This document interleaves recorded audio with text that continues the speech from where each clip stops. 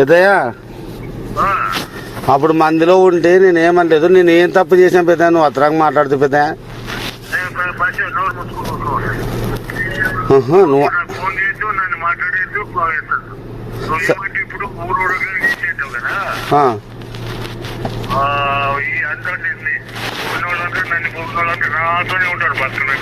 ఉండలే తాత, నేను కాదండి, నేనేమన్నా నీకు తప్పు చేసినా తాత.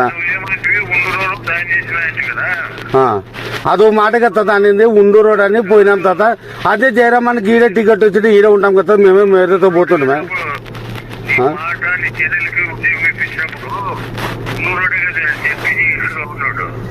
నేను అవన్నీ అనలేదు తాత. నేను మీకేం గౌరవం ఇలేదు తాత, మీ గౌరవం ఇవ్వకుండా నేను మాట్లాడింటే నువ్వు ఆ మాట అనాలి తాత.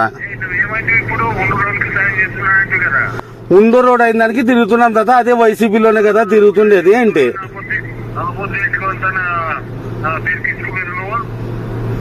నువ్వు అంత ర్యాష్గా తురుకులు అందుకోడు అది ఇది అంటే నేను ఏమన్నా అంటే పెద్ద, నువ్వు పెద్దోడు అంటే అందుకు పెద్దోడు అంటే మన లేదని అన్నా. ఇంకా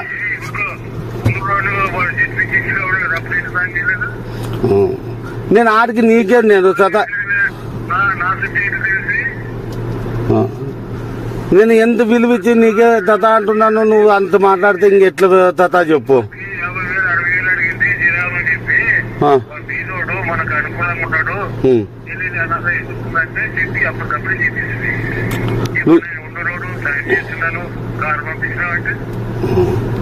మీకేం చేయలేదా తాత, నువ్వు అట్లా అన్నాను, మాకేం చేస్తురాను నేను దానికి ఒప్పుకుంటా.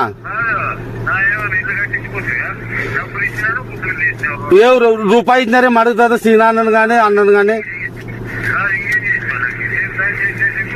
తాత. గొర్ర గుండుకులో మొత్తం ₹1 తీసుకోకుండా ఇచ్చినాను తాత.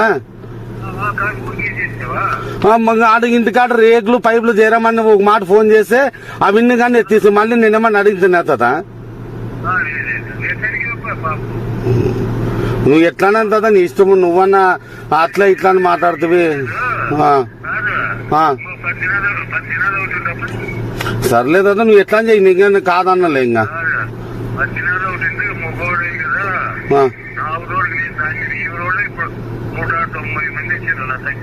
రాలే తాత, నేను కాదన్నా, మీ గురించి నేను ఏమన్నా మాట్లాడింటే తప్పక ఏమన్నా అని అంటే గౌరవ నువ్వు ఎట్లాంటివి రాను తాత. ఉండే మాట చెప్పినాను, దొంగతనం ఏడుకు మాట్లాడ ఉండే మాట పబ్లిక్ చెప్పినాను తాత.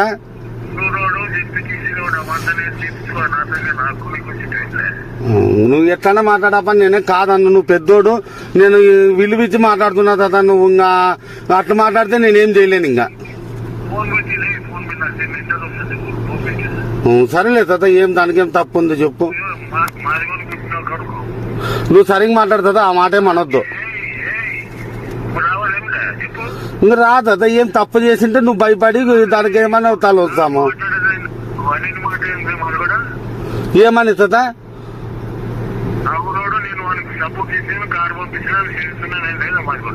మళ్ళీ ఆడిపోతుందంటే నువ్వు ఉండింది ఉన్నట్లు చెప్పాలి కదా, నేనే తప్పు చెప్పలేదు కదా తాత.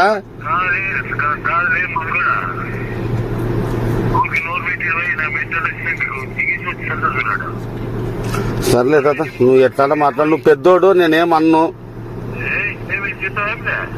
నేను అనలేదు కదా తాత. నేను అన్ను, నువ్వు పెద్దోడు, నువ్వు నేను ఎట్లా మాట్లాడతా తాత నిన్ను. తాత లేదు తాత, నువ్వు ఊరికి పోయినా, పెళ్లికి పోయినాను. యా వద్దులే తాత, నేను అవన్నీ చెప్తున్నా, నీకు గౌరవం ఇచ్చి మాట్లాడుతున్నా కదా తాత. ఏం వద్దులే, నేనే వస్తాను నీతోకి. సరేలే తాత.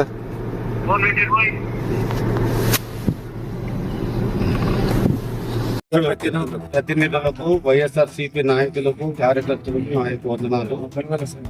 నిన్నటి రోజున బసప్ప గారు ఫోన్ చేసి బెదిరించడం జరిగింది.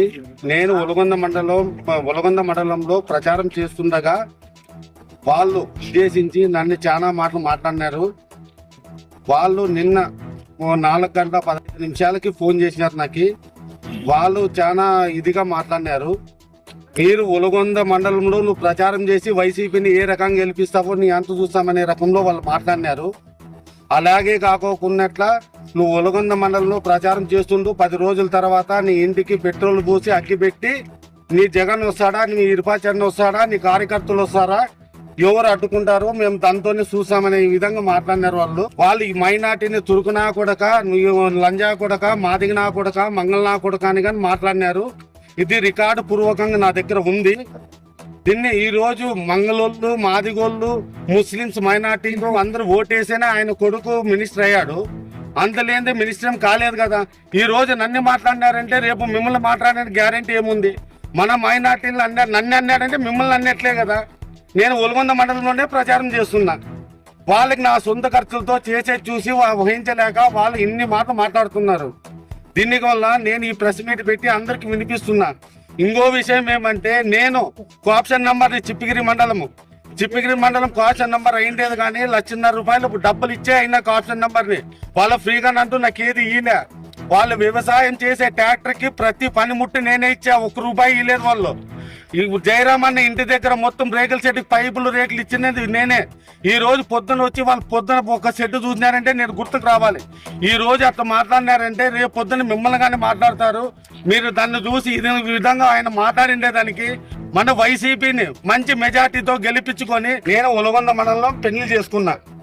అందుకోసం మా ఇరుపాచరణ అభిమానంగా నేను ఒలుగొంద మండలం తిరుగుతానని ఎన్నుకున్నా. మా మైనార్టీస్ ఎక్కువ ఉన్నారని, మా మైనార్టీస్ నా మాట సహకరిస్తారనే ఉద్దేశంతోనే నేను ఒలుగొంద మండలాన్ని ఎంచుకున్నాను. నేను గుంటకల్లో కానీ వీరు ఈ విధంగా చేసినందుకు మా మైనార్టీలంతా పోయి అక్కడ కానీ ప్రచారం చేసి జయరామని ఓడించేదైతే గ్యారెంటీ. చరిత్రలో ఒక మైనార్టీ వ్యక్తిని మాట్లాడిన వ్యక్తి అంటే ఓ గుమ్మనూరు బసప్ప గారే. ఇంకో విషయం, అదే వైకుంఠం శ్రీరాములు గారు కుమారులు ఉన్నారు. ఈ రోజు వరకైనా ఒక్క మాట మాట్లాడలే, అంత గౌరవిస్తున్నారు. ఈయన ఎందుకు మాట్లాడినాడో మాకు అర్థం కావడం లేదు.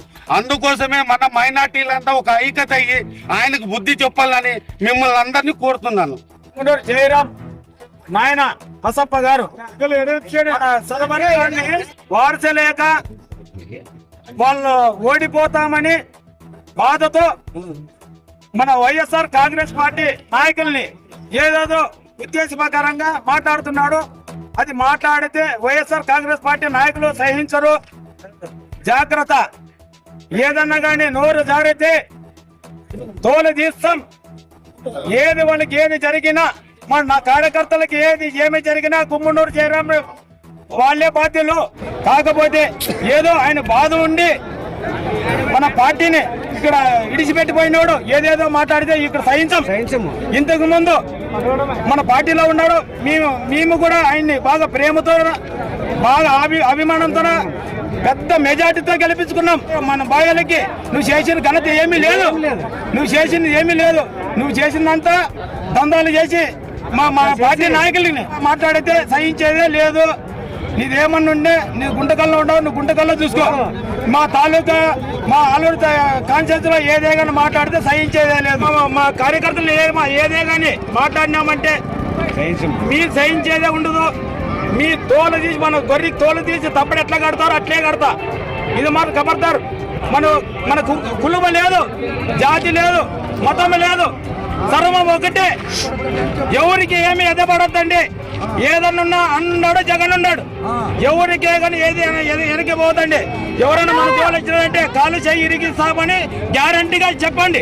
నాయకుల్ని బెదిరించేది, మన కార్యకర్తలను బెదిరించేది, మన ఎమ్మడి వచ్చిన వాళ్ళని అంత చూసా, నీ ఇది చూసా, నీ అగ్గి పెడతా. నువ్వేం అగ్గి పెడతావు? నువ్వు వార్పు లేని ఇది పెట్టుకో, నువ్వేం అగ్గి పెడతావు? ఏంటి గురించి అగ్గి పెడతావు? నువ్వేమంతా చూస్తావు? ఎవరంతా చూసావు? నీకు వయసు పోయింది, మధ్యమానము లేకుండా మాట్లాడుతున్నావు. ఏమన్నా వైసీపీ నాయకులు అంటే ఏమనుకున్నావు నువ్వు? వైసీపీ నాయకులు అంటే గాజులతో కొద్ది తిరుగుతున్నారు. మీకేమన్నా వైసీపీ నాయకులు అంటే ఏమనుకున్నావు? మా కార్యకర్తల జోలి ఎవరన్నా కానీ, టీడీపీ నాయకులు ఎవరైతేనేమి, కార్యకర్తలు, మా కార్యకర్తలు కానీ, మా నాయకులను కానీ, మన ఎవరిని అయినా కానీ మా జోలికి వస్తే తోలు తీస్తా. మనకు వైఎస్ఆర్ కాంగ్రెస్ పార్టీ మా నాయకులు మాట్లాడడానికి అర్హత లేదు. నువ్వు మాట్లాడినవాడు ఖబర్దార్, కళ్ళు పెరిగి సిబిలికే చదవండి, మళ్ళీ చెప్తాం. ఇది ఇంకొక పారి ఇట్లే బెదిరిస్తే నెక్స్ట్ ఎప్పుడే కానీ ఏదే కానీ మళ్ళీ మా కార్యకర్తలు కానీ, నాయకులు కానీ వాళ్ళ జోలికి వస్తే ప్రెస్ మీట్ దాని మాదిరిగా చేసేది. మా ప్రతాప్ మాదేమో మేము చూపిస్తాం. సర్వర్ ఖాన్ గారికి అంటే చిప్పిగిరి మండలం అంటే మన కాన్స్టిట్యూషన్ అది ఆయన వేరే కాడ నుంచి వచ్చి నీ మాదిరిగా ఆ కర్నూలు డిస్టిక్ ఇడిచి అనంతపూర్ డిస్టిక్ ఏం పోలే. అటువంటి వ్యక్తిని నిన్ను నడుస్తాము, పొడుస్తాము, నీ ఇల్లు కాల్చేస్తామని తురుకోడ అనడం చాలా ఇది అశ్రద్ధంగా ఉంది. 2014, 2019 నీ కుమారుడైన జయరామన్నకు మా భుజాల మీద ఎత్తుకొని, ఈ తురుకోళ్ళు భుజాల మీద ఎత్తుకొని భారీ మెజార్టీ ఇచ్చినామా లేదా? ఈరోజు ఆయన్ని మా మండలానికి వచ్చి ప్రచారం చేస్తే ఆయన బెదిరించడం ఇది చాలా దారుణమని కూడా నేను తెలియజేస్తున్నాను. ఈ ఊరు ఒలగుంద అల్లుడు, ఆయన వేరే మంచి కూడా కాదు, ఒలగుంద అల్లుడే. మామూలుగా పార్టీకి ప్రచారానికి వచ్చినాడు, అయితే బెదిరించడం ఇది పెద్ద మనిషి అయ్యి ఇది చెప్పడం మంచిది కాదు. ఎందుకంటే 25 సంవత్సరాల నుంచి మా ఆలూరు నియోజకవర్గంలో టీడీపీ ఎప్పటికీ రాలేదు, ఇప్పుడు కూడా రాదని తెలిపిస్తున్నాను. నిరుపాక్షన్నకు ఈ మండలం నుంచే భారీ మెజార్టీ వస్తుందని అందరికీ తెలుసు. ఈరోజు ఎక్కడో పోటీ చేసి మాట అనడం మంచిది కాదని కూడా తెలియజేస్తున్నాను. వైఎస్ఆర్సీపీ మండల కన్వీనర్ షఫీవుల్లా. ఈ రోజు జయరాం వాళ్ళ నాయన గారు మమ్మల్ని తిట్టినారు కాబట్టి బాధాకరమైన విషయం ఏమనగా, మన తురుకోడ అంటే ఎవరు అప్ప సమ్ము కాదు, ఇది ఒక కులము. కులం అంటే వీళ్ళ ఇంటి నుంచి రెడీ అయి వచ్చిన కులము కాదు, ఎవరప్ప సమ్ము కాదు. అందుకనే ఒక తురుకోడ అనడం చాలా తప్పు. ఈ మాటకి అందుకనే ప్రజలందరూ ముందుగా క్షమాపణ అడగాలని కోరుతున్నాము. ఈ మాట రిపోర్ట్ అయితే ఇన్ని రోజులు చెప్పడం ఏరే, ఇక ఇప్పటి నుంచి చెప్పడం ఏరే. ఇంతకు ముందు లెక్క ఏరే, ఇప్పుడు లెక్క ఏరే. అందుకనే ఎమర్జెన్సీగా చెప్తున్నాము, ఎలా ఎటువంటి పరిస్థితిలో కానీ మీరు క్షమాపణ అడగాల్సిందే. ఆయనది మన సొంతము వలగుంద మండలంతో చేసుకున్నాడు మ్యారేజ్. మన వలగుంద మండలం అల్లుడు, మన ఆలూరు తాలూకా ఇన్ఛార్జ్ కూడా ఆయన కూడా ఒక హోదాలో ఉన్నాడు. అటువంటి మాట్లాడడం తప్పు. మీరు నోరు తెలిస్తే బూతులు మాట్లాడుతున్నారు, అది మాట్లాడడం వల్ల కారణము ఏమి? మీరు టీడీపీలో పోయినారు, పోండి సంతోషంగా. మీ కాడ సత్తా ఏమైనా ఉంటే గెలిచి చూపించండి, అంతేగాని ఈ ఒక్కరు బాగుపడుతుంటే వాళ్ళ మీద ఏడుస్తాడము ఇది చాలా పెద్ద తప్పు అని కోరుతున్నాము.